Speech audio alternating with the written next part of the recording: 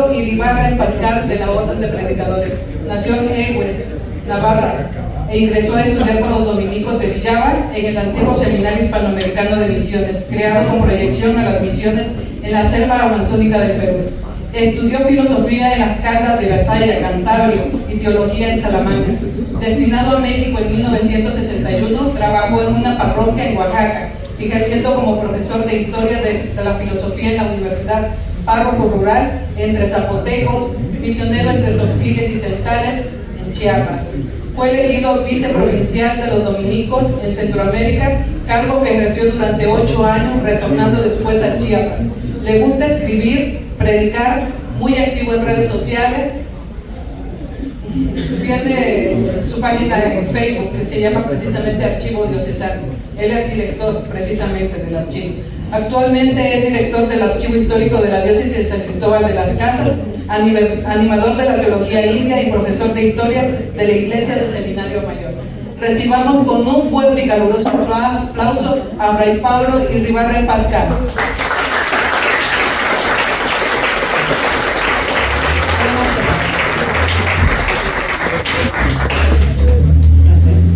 Primero de todo, pues un saludo a todos y todas los presentes, catedráticos, profesores, investigadores, la dirección de este centro, Campus número 3, y estudiantes, todos y todas.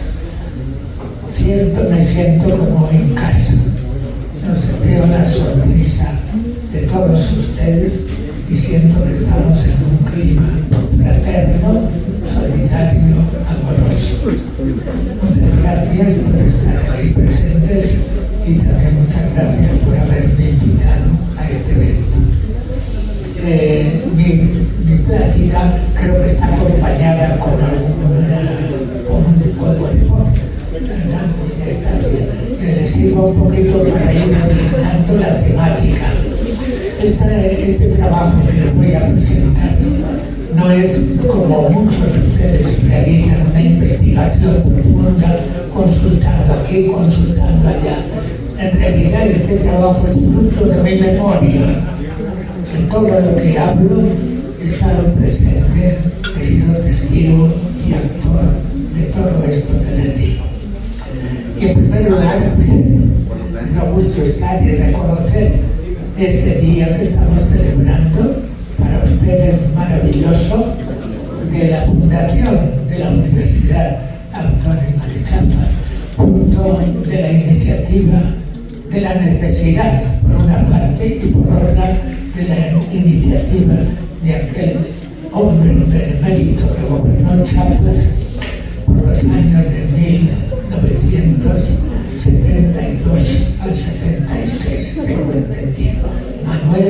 El doctor Manuel Velasco Suárez, hombre realmente de sentido de la historia, sentido de la vida, que realizó obras maravillosas como esta, de la creación del centro universitario de la Universidad Autónoma de Chiapas para el servicio de todos. Veo aquí de todos los sectores sociales que se hayan presentes. Realmente es una universidad del pueblo, esta Universidad Autónoma de Chiapas. Y reconozco la grandeza de la misma y mi agradecimiento sincero. Esta universidad que se propuso como lema, el lema de la misma fue por la conciencia de la necesidad de servir. La conciencia de la necesidad de servir. Tomar conciencia de esta condición humana que somos y de todas las instituciones que hay.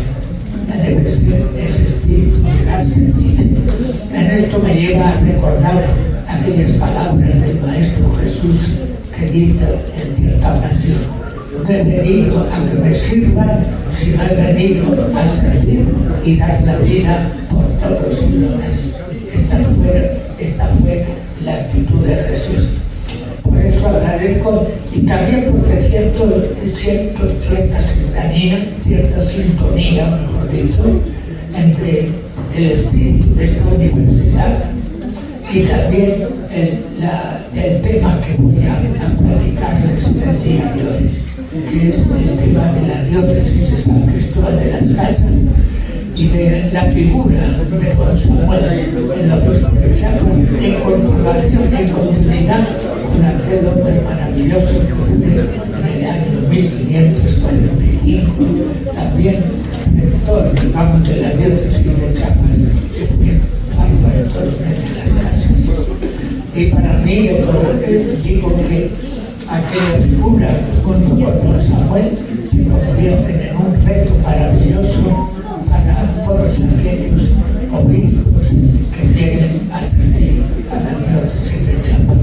En ellos hay una figura, hay un ideal que deben de tratar de vivirlo todos los hombres y mujeres que estén al frente de la diócesis y también de la sociedad.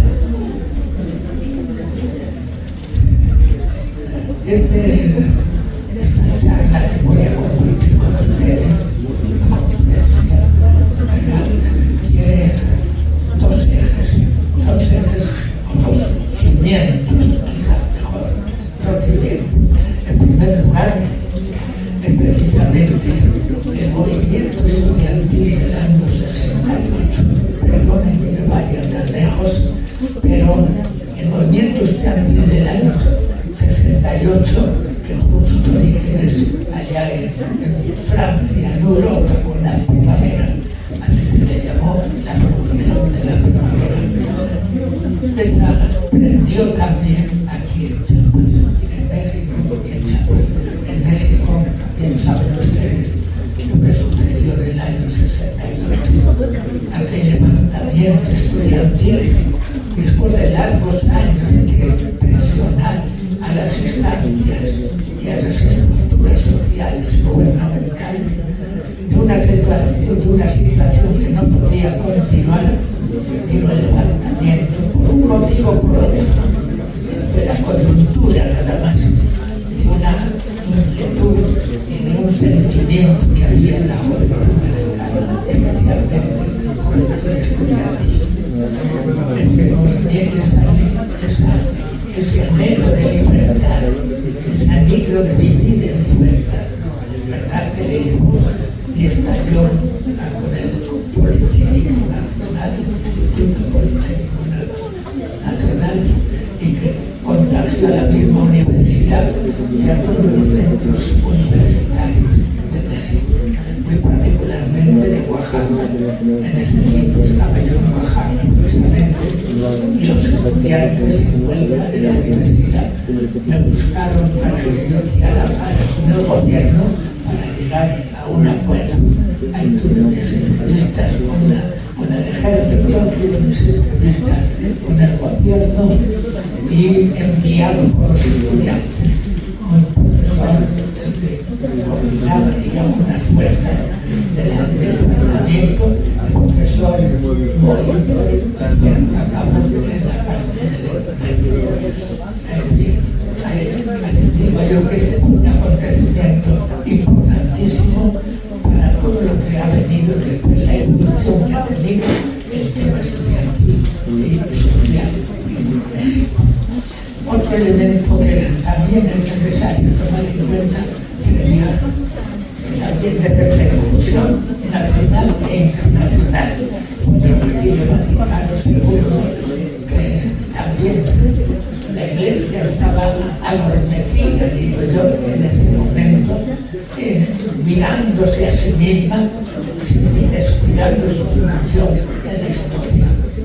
Fue el Concilio Vaticano II que proclamó el Papa Juan XXIII en el año 59, que ya puso su función en la década de los 60. Con esa, digo yo, con esa fuerza que trascendió a la Iglesia y al mundo del Concilio Vaticano II. La diócesis de San Cristóbal despertó, digamos, por el influjo de estas dos fuerzas, que acabó también, yo creo, creo que generando la fundación de esta universidad, en el fondo está aquí cerca.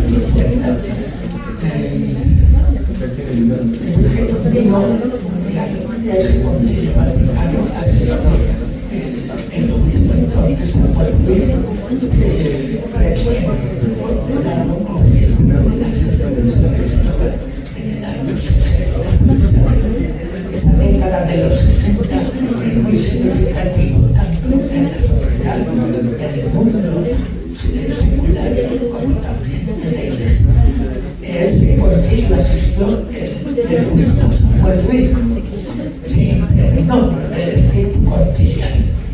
El lema del Papa Juan XXIII fue: abramos las ventanas y puertas de la iglesia para que la iglesia vea al mundo y para que el mundo vea también el corazón de la iglesia, su corazón misericordioso. Samuel Ruiz, al asistir como decía a este concilio, en todas las sesiones que tuvo, del 62 al 65, se contagió de ese espíritu conciliar, de mirar la realidad, de observar la realidad y desde la realidad presentar la palabra de Dios, la predicación del Evangelio. Samuel Ruiz, al regreso del concilio, contagio de su espíritu también a todos los agentes de pastoral, religiosos, sacerdotes, religiosas, laicos.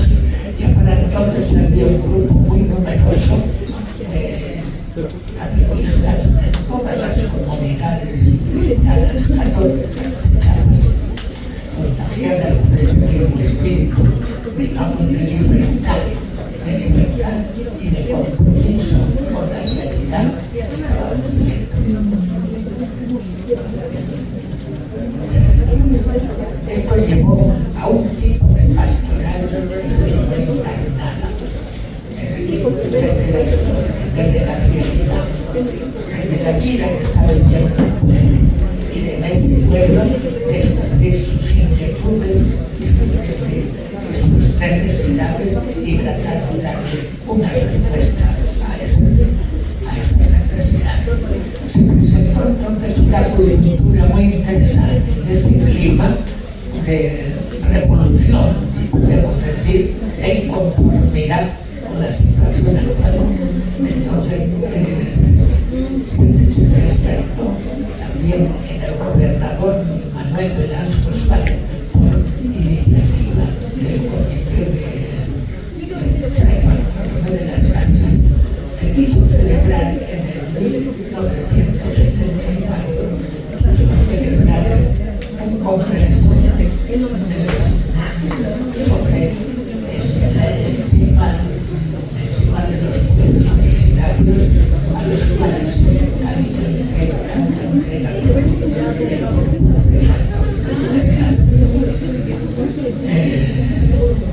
Velasco Suárez, entonces, viéndose urgido un poco sobre la necesidad de celebrar a Fray Bartolomé de las Casas, se acude a don Samuel, porque don Samuel tenía ya una presencia en lo profundo de la diócesis, en los pueblos originarios. Entonces se dirige a él pidiéndole a ver si puede dirigir, coordinar y organizar este congreso indígena, así se le llamó. Don Samuel le dijo, con tal que no sea pantalla nada más, para cumplir la realidad y salir del paso. Porque así como el estudiante estaba inquieto y hizo su revolución cultural, ¿verdad?, con el trágico desastre del día 2 de octubre, ¿verdad?, el Tlatelolco, el mundo indígena también estaba sometido a una situación de semi-esclavitud, gran parte del mundo, viviendo en la extrema pobreza, en la extrema necesidad, sin que los gobiernos escucharan el grito de estos pueblos originarios. dijo así: no quiero yo propiciar una simple toma de fotografía delante de la autoridad. Si quieres que yo lo organice, tiene que ser algo serio. Velasco Suárez estuvo de acuerdo en esta actitud de don Samuel y le dijo: adelante. Y don Samuel comentó con todo lo que sus agentes de pastoral, y especialmente los recién invitados y agentes que habían ingresado por la palabra de Dios en el movimiento catequístico, comenzaron a hacer un examen profundo de la realidad. Un examen profundo de la realidad y hacer un congreso a partir de las necesidades de los pueblos. Ese congreso por fin se realiza con una asistencia de 1.200 personas. Por cierto, los días 3, 4 y 5 de este mes de octubre hemos tenido como diócesis, hemos tenido un encuentro, un congreso, digamos, en memoria de don Samuel, de sus 100 años de fallecimiento y de vida, ¿verdad? En el CIDESI hemos tenido el evento como les decía, con 1.200 delegados de todas las diócesis, en las que hemos examinado, hemos retomado el tema del Congreso Indígena con sus cometidos. Hemos tomado también los 50 años de un Congreso de Madre Tierra que se celebró también aquí en San Cristóbal en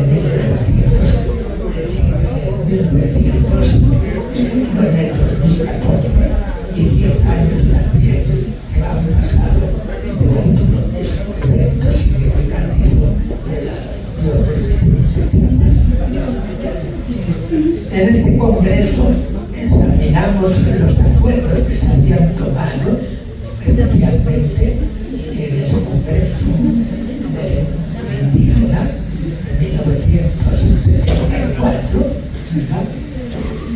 Ya bajo la mirada y acción de la diócesis, porque los acuerdos tomados en el Congreso de 1974 por los indígenas, en 1975 lo retoma la diócesis y hace una opción por los pobres, y entre los pobres los indígenas, los pueblos indígenas, y entre los pueblos indígenas la mujer indígena que sufre profundamente la opresión. De tal manera que fue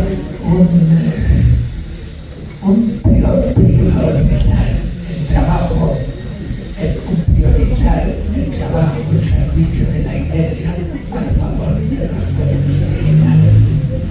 Las conclusiones que salieron de ese congreso, presidido por el gobernador Velasco Suárez en la etapa final, fueron los derechos que tiene el campesino y el indígena sobre la tierra, que había sido arrebatada en manos gran parte de la tierra, como bien saben ustedes, los investigadores sobre todo, pues estaba en manos de grandes terratenientes, de grandes enfermeros. Los pueblos indígenas reclamaban la tierra, reclamaban también la salud, el servicio de salud, que no les llegaba más que hay una cuentagotas y de mala manera. El servicio de la educación, igualmente el derecho a la educación que tenían los pueblos originarios. Igualmente, ellos pidieron ante el gobernador, ante el gobierno y ante toda la sociedad el derecho que tenían a la educación. Aquí veo seguramente muchos muchachos y muchachas que pertenecen a pueblos Fusiles, Tales, Chones, Navales y hasta Sopes, ¿verdad? Que son los pueblos más significativos y más poderosos de nuestra región, los Altos, la Selva y de Chiapas. En fin, todos esos acuerdos fueron tomados estamos ahora en este congreso y reafirmados en este congreso que tuvimos los días 3, 4 y 5 de octubre. Esto provocó esta llamada a la atención que hicieron los indígenas, respaldados por la diócesis, en ciertas esferas gubernamentales y sociales de poder, despertaron cierta preocupación por lo que estaba haciendo la diócesis. Y se despertó cierta enemiga contra el líder de la misma, que era don Samuel. Así siguió el proceso, el crecimiento de la conciencia de los pueblos originarios, ¿no? Y de tal manera que ya comenzaron a exigir sus derechos, no solamente por el campo legal, sino apoyado por movilizaciones, por manifestaciones, etc., sin llegar a la violencia, pero sí exigiendo a la agraria un reparto equitativo de las tierras para todos los pueblos indígenas que estaban necesitados de ello. La reacción del gobierno, pues, fue también así como había sido violenta con los estudiantes, así también fueron violentas con los campesinos y con los indígenas. Nada más por citar algunos casos en los que pedían tierra y democracia. Estos dos elementos eran importantes. En relación a Chabula, todos conocen,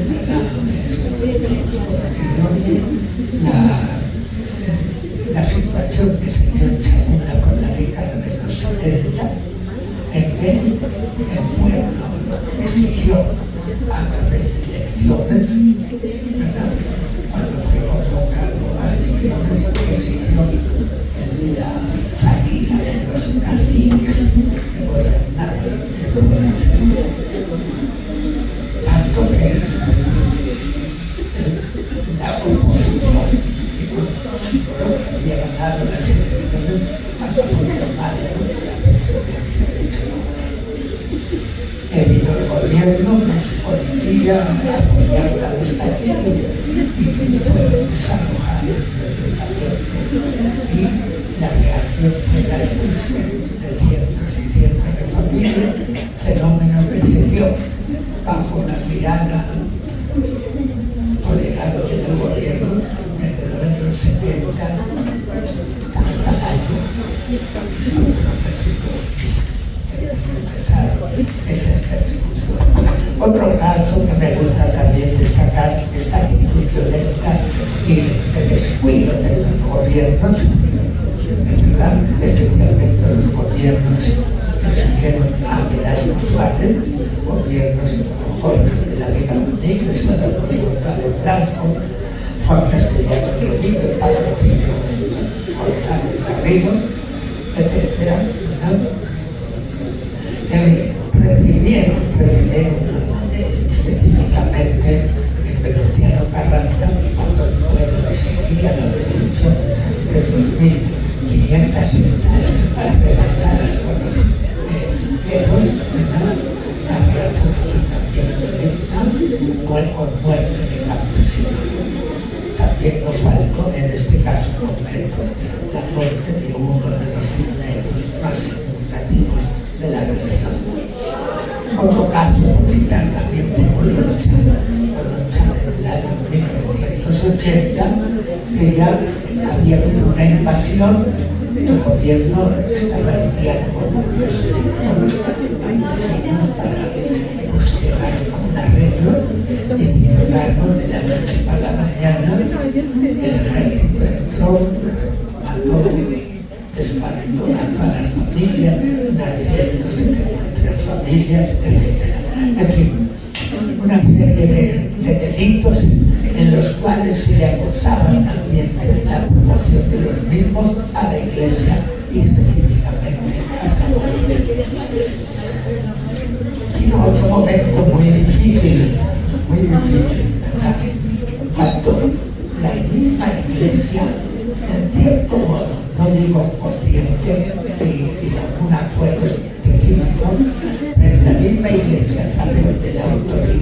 máximo de la Iglesia en México, el delegado apostólico, entra en el conflicto también. No sabemos exactamente si fue de petición del gobierno o consejo del gobierno, lo que llevó al delegado apostólico también a ponerse en contra de don Samuel y buscar la salida de don Samuel de la diócesis. Por esto se analizó mucho la situación. Otro momento difícil que pasó fue cuando tomaron preso a uno de los sacerdotes del padrón, acusado de haber incitado a los campesinos también a invadir tierras. Fue hecho preso.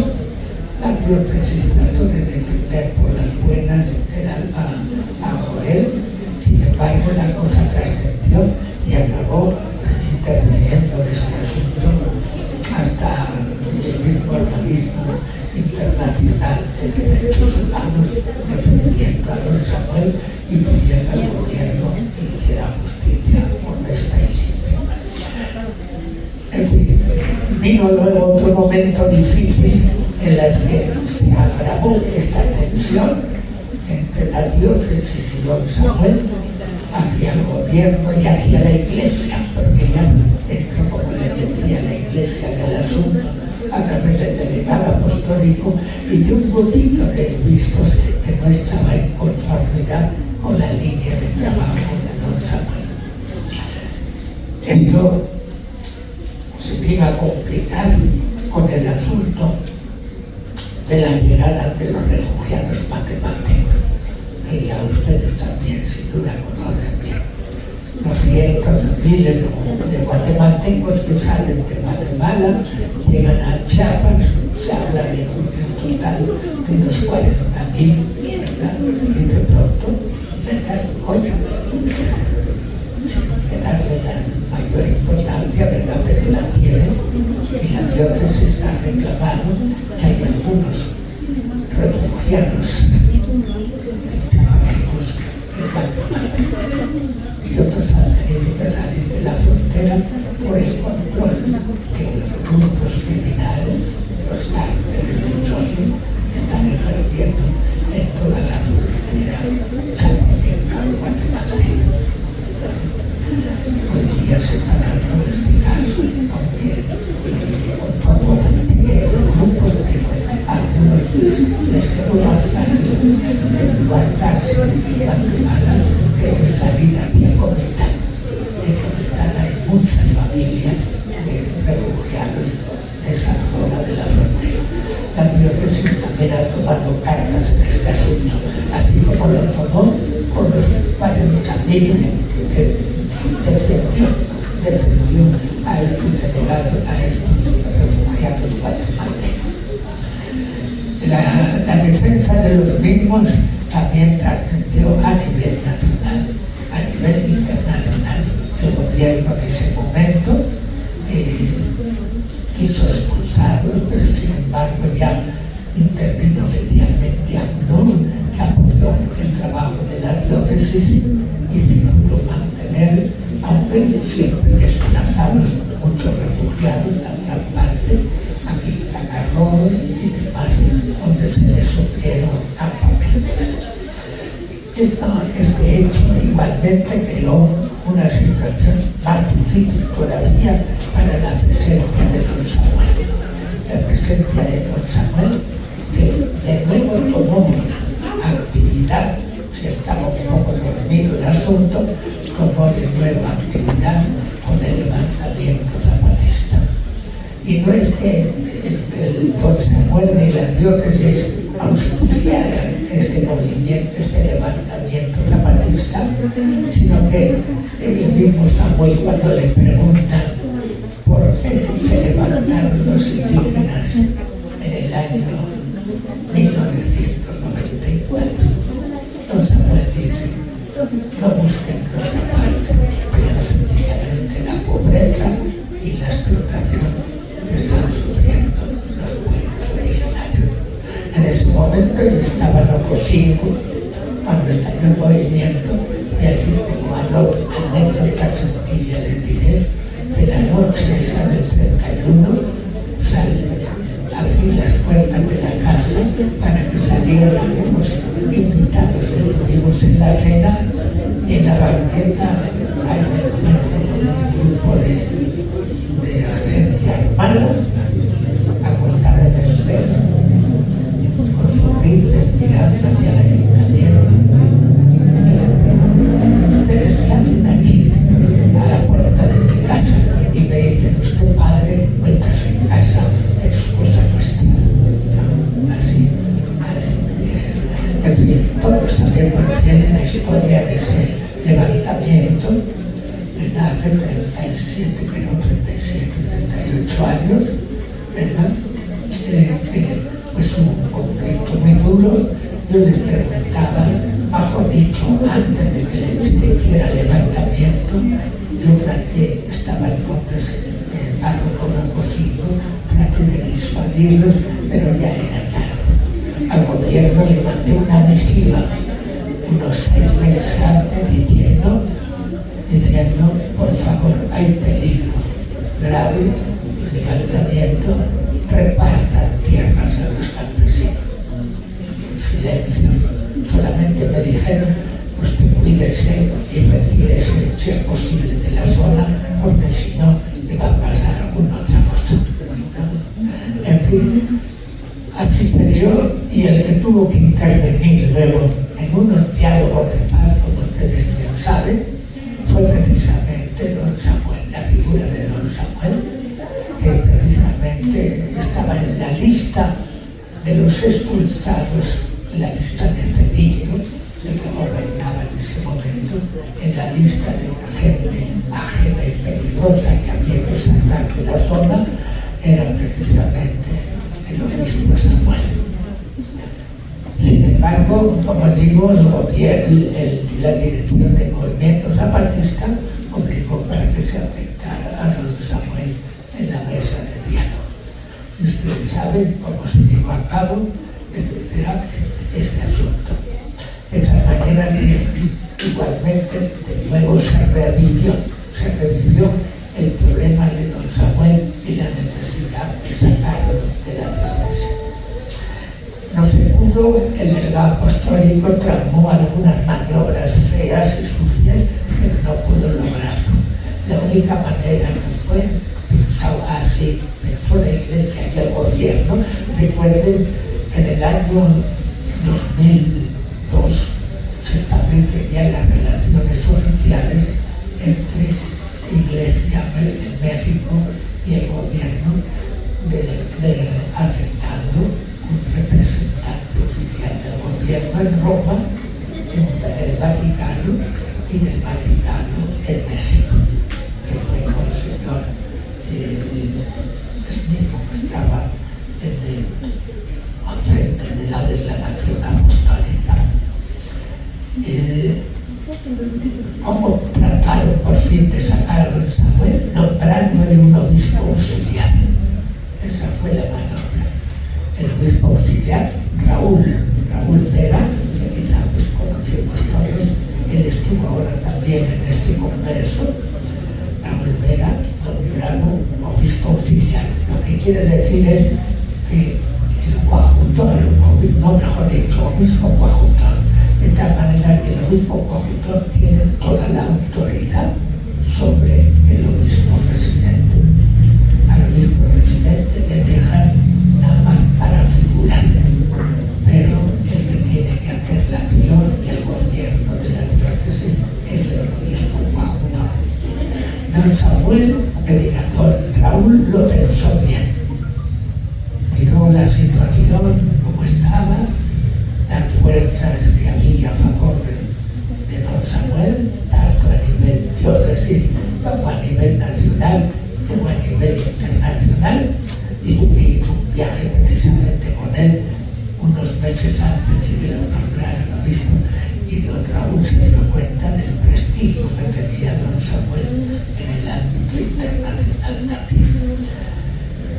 Esto hizo que cuando le nombran coadjutor, lo que hace don Raúl es compartir su autoridad me hicieron a mí obispo con toda la autoridad, pero yo comparto contigo, Samuel, mi autoridad. Estamos parejos para que nosotros podamos seguir la marcha de la diócesis. En este caso, lo que sucedió fue que el Vaticano, la última cayó desgracia también ante el Vaticano. De tal manera que cumplidos los 75 años, Samuel en 1999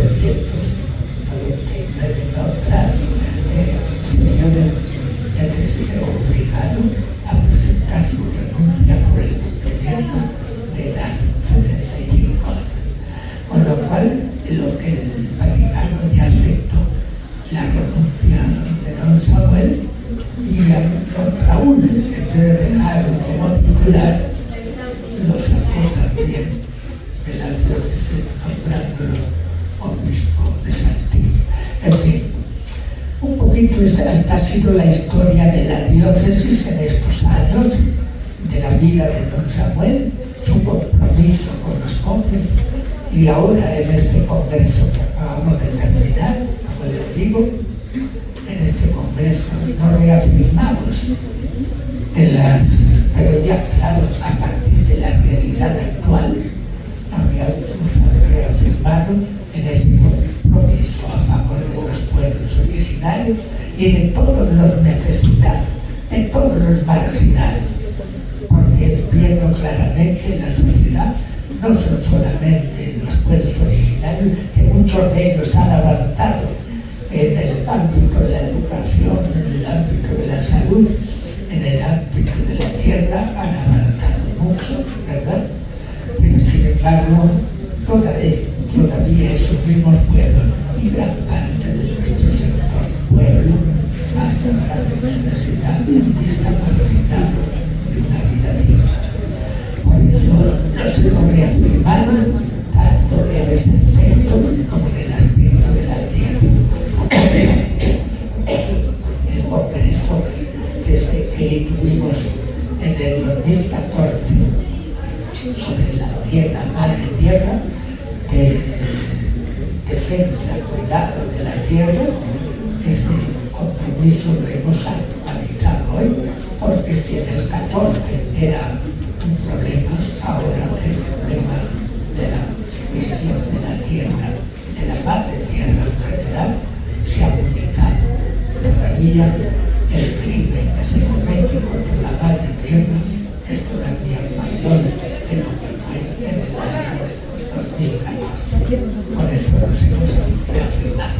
En fin, con esto creo que es suficiente para que tengamos una visión de la figura de don Samuel, del trabajo de la diócesis que calladamente sigue realizando día a día hasta el día de hoy, con su compromiso con los pobres, con los necesitados, pero sin descuidar tampoco a los otros sectores sociales, sobre todo cuando esos sectores sociales se dedican ya más en el mundo campesino, en el mundo excluido, en el mundo necesitado.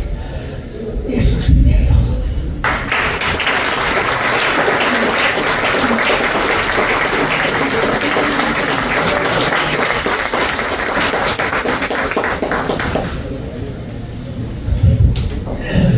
Le damos las gracias, Fray Pablo, por esta disertación en relación a la ponencia La Iglesia de San Cristóbal de las Casas, Chiapas, y su compromiso social con los pueblos originarios. Abrimos, chicos, jóvenes docentes, administrativo público en general, preguntas relacionadas al tema, por si quieren ustedes hacer alguna de ellas.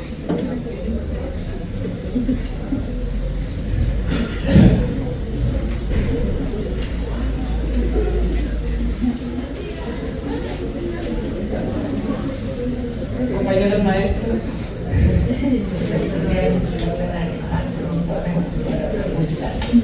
Sí, bueno, para animar un poco la participación, primero felicitarle mucho Fray Pablo porque nos comparte de manera muy rica, muy interesante, todas esas experiencias que don Samuel Ruiz vivió y, digamos, su equipo, su grupo que lo acompañó en esta gran historia, en esta gran obra que tiene que ver con la lucha, preferencialmente por los pobres y en especial el énfasis a los pobres entre los pobres, como lo decía don Samuel, ¿verdad? Es decir, los pueblos indígenas. Mientras lo escuchaba, estaba recordando un poema de Bertolt Brecht que dice: hay hombres que luchan un día y son buenos, hay otros que luchan un año y son mejores, hay otros que luchan muchos años y son muy buenos, pero hay otros que luchan toda la vida y esos son los imprescindibles.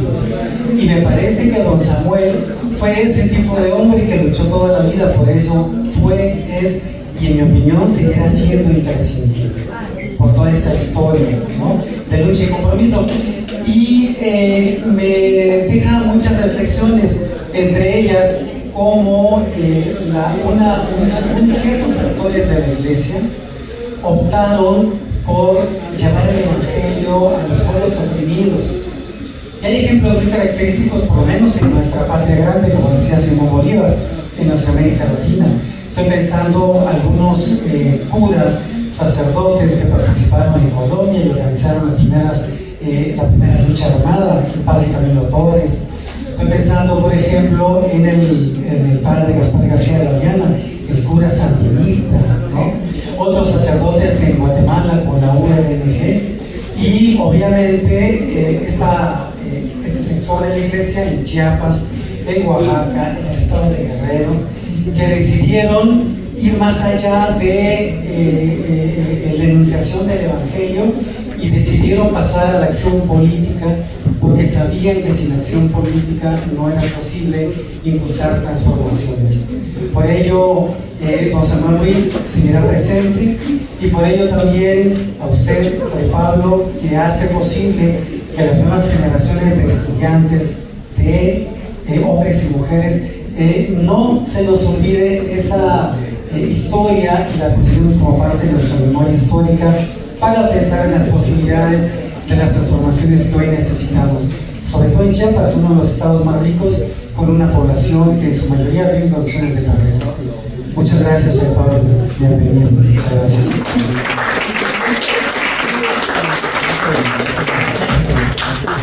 ¿Alguien más?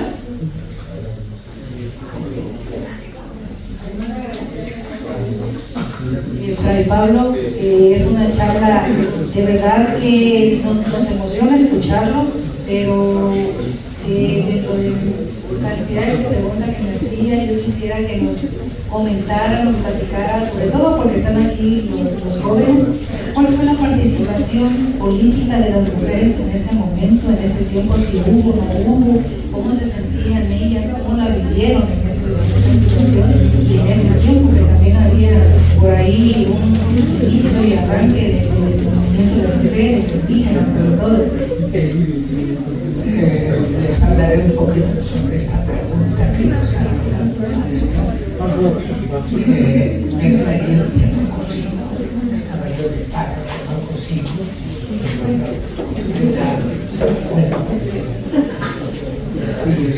me nombraron paro superior de la comunidad de Ocosimo en el año 1986-87.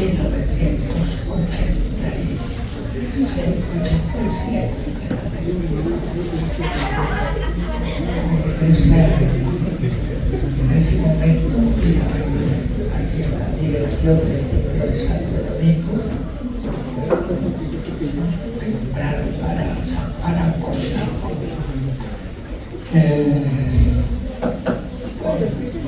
Cierta persona me llegó diciendo: hay un individuo que quiere hablar contigo, se lo demando cooperativas. Y pues nos estamos haciendo el servicio pastoral y llegamos a las 9 de julio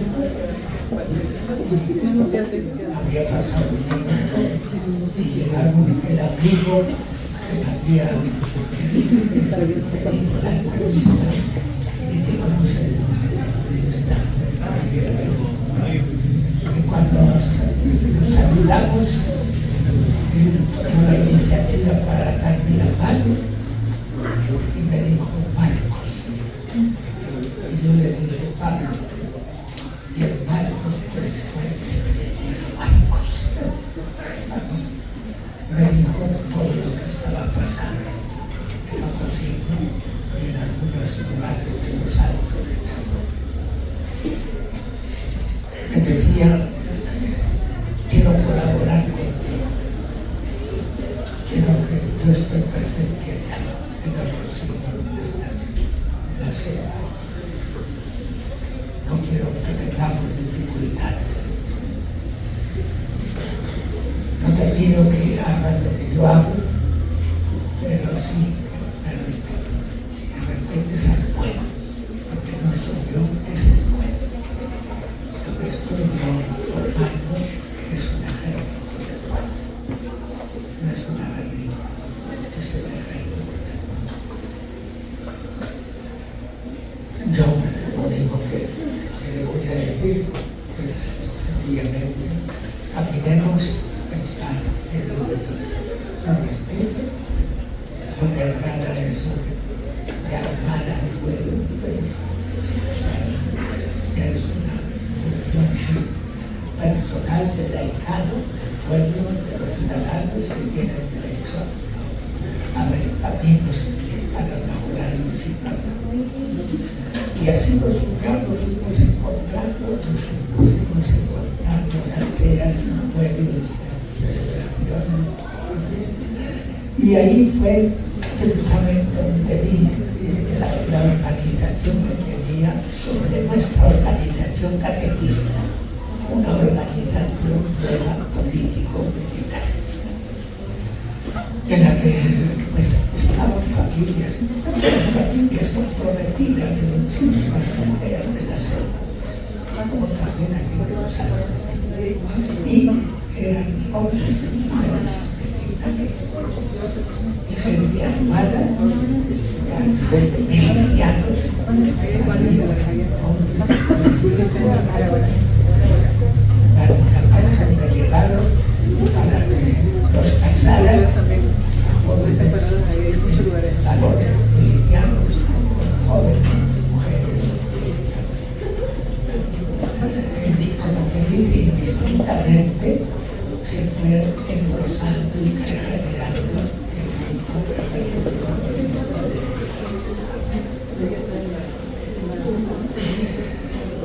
siempre, claro, acaban también en todos los niveles, nos faltan cosas.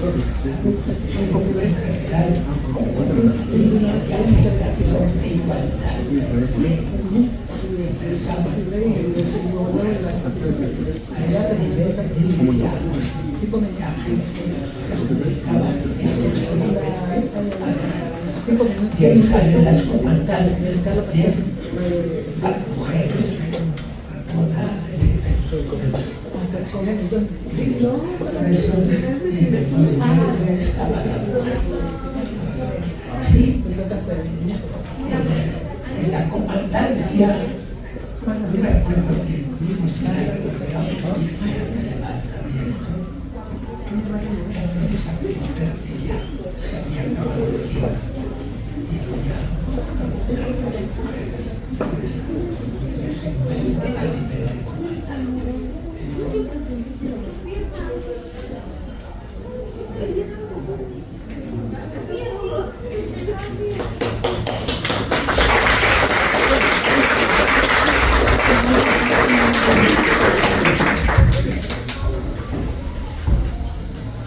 Pues igual agradecerle su exposición, Pablo.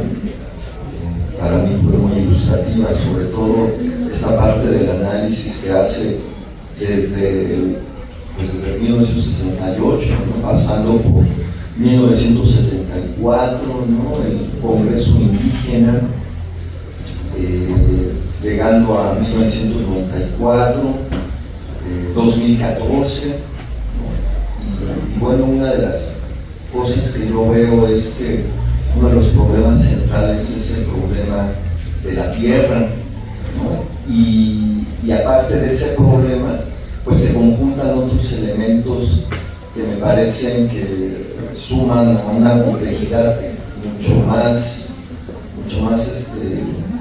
pues elaborada, mucho más, con muchos elementos, ¿no? Hablamos, por ejemplo, del narcotráfico, hablamos de que actualmente, por ejemplo, en el estado de Chiapas tenemos una gran cantidad de conflictos por la tierra, ¿no? Entre comunidades indígenas, entre comunidades finqueros, entre comunidades narcotraficantes, etcétera, ¿no?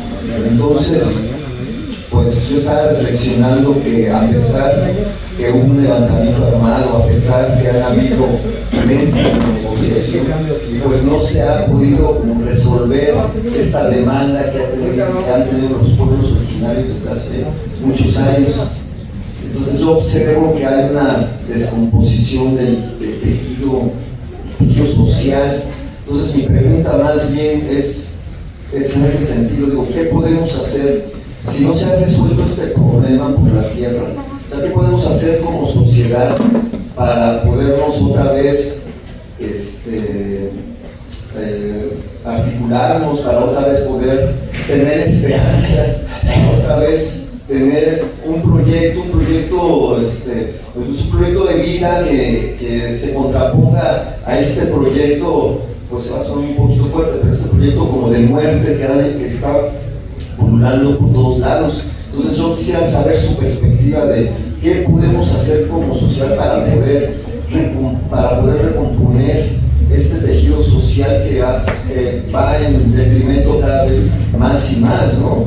Esto que comentaba usted me llamó bastante la atención también, que 6 meses antes del levantamiento zapatista envía una misiva hacia el gobierno, y la respuesta pues es lo que muchos sabemos, ¿no? Es el silencio, y con el silencio pues no se resuelven las cosas, ¿no? Entonces, pues me gustaría saber su opinión sobre qué podemos hacer. Gracias. Nosotros, digamos, como Iglesia Chapaneca, renovamos los compromisos, pero a partir también de los cambios que ha habido sobre los problemas de tierra y sobre los problemas de campesinos y sus necesidades, y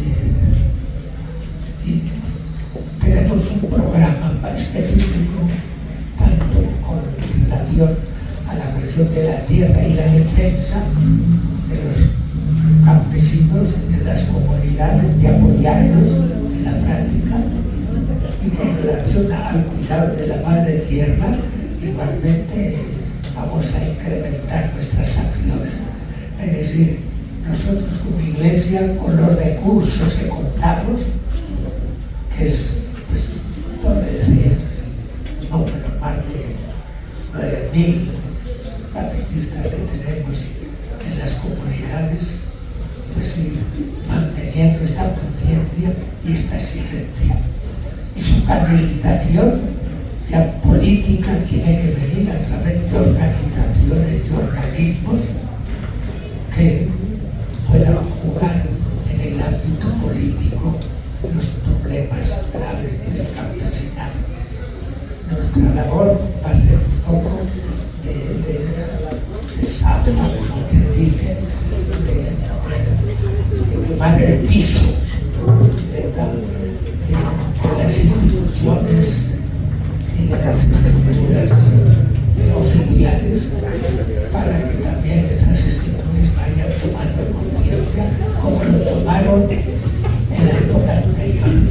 Ahora, por ejemplo, hemos tenido una marcha en Charletos Gutiérrez de unas 3.000 a 4.000 personas, básicamente de la diócesis de San Cristóbal.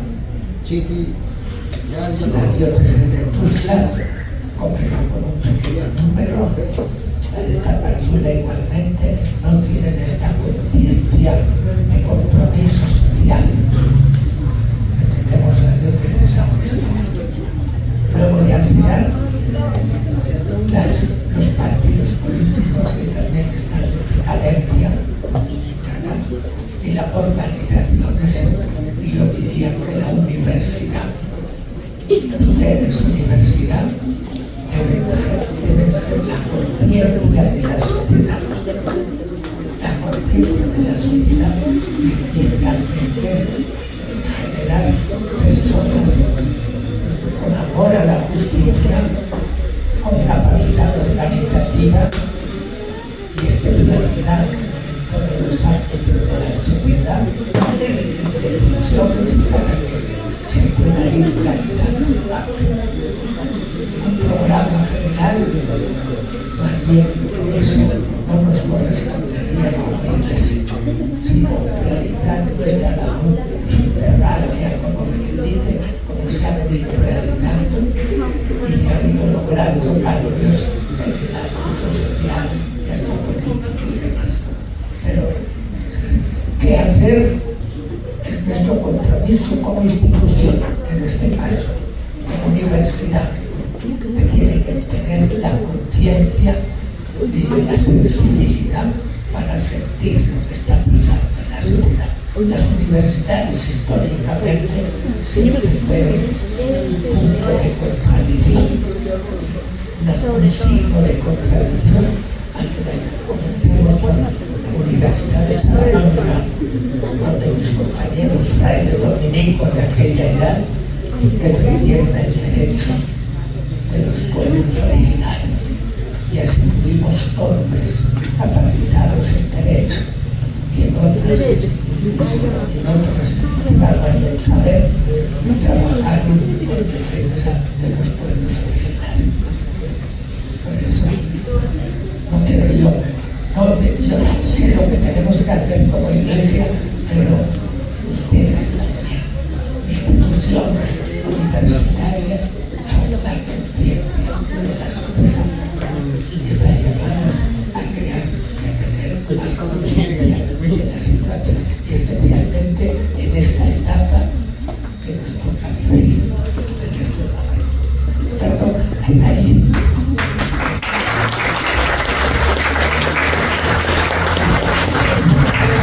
A continuación, Pablo va a presentar sus libros. Bien, he escrito, me gusta escribir, tengo varios escritos, los últimos sobre si la pantalla chapula y la problemática de estos pueblos, ¿verdad? Pero últimamente ahora con este motivo del centenario de Don Samuel he querido tomar unos escritos que tenía memografiados en mano y editarlos ahora. Uno de ellos es el proceso de la diócesis, cómo comenzó el trabajo de la diócesis con Don Samuel. Y el segundo, el librito, es una gira pastoral que me tocó realizar con este espíritu y bajo esta consigna por la selva lacandona en el 1985.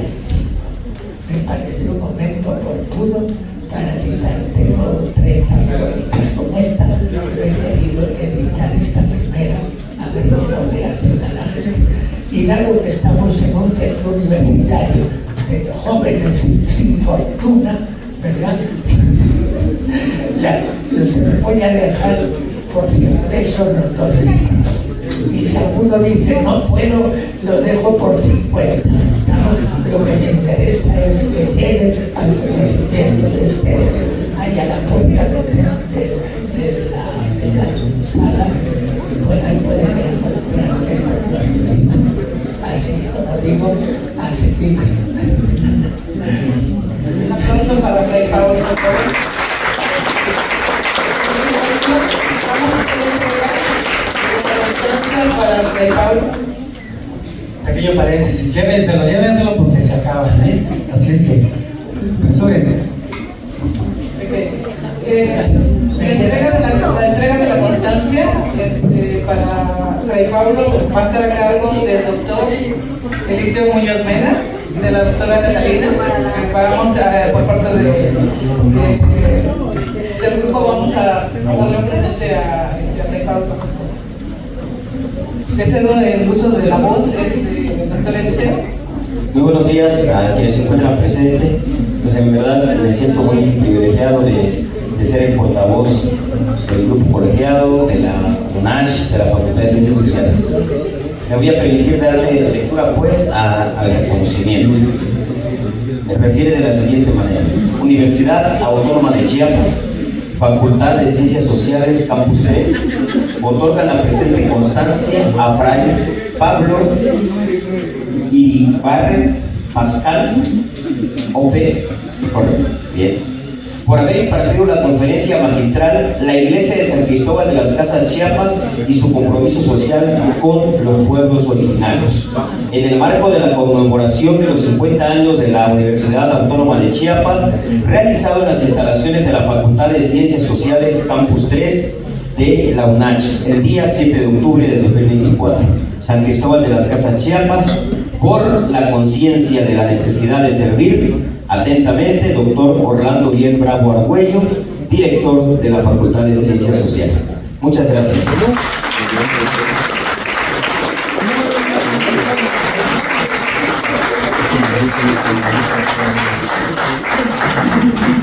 Y un presente con mucho cariño, Fray, además en nombre de todos, la comunidad universitaria y de sus servidores, parte del grupo colegiado, y de verdad un agradecimiento enorme porque creo que necesitamos de usted en muchos más espacios como este. Muchísimas gracias.